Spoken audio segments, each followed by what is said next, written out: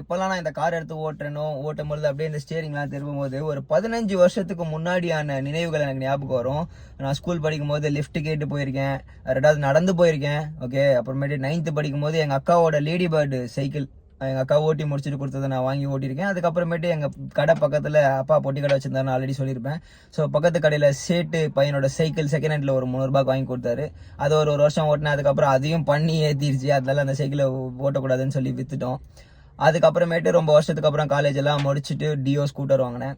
But இன்னைக்கு car வாங்கியிருக்கேன் God's கிரேஸ்ல.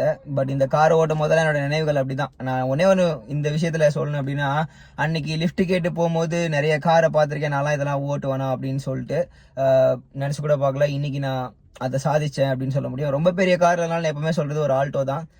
But நினைச்சு பார்க்காத ஒரு சில காரியங்கள் நம்மளுடைய வாழ்க்கையில நடக்கணும் அப்படின்னா ஒன்னே ஒன்று, உழைச்சிட்டே இருக்கணும். உழைப்பே உயர்வு, வேற எதுவும்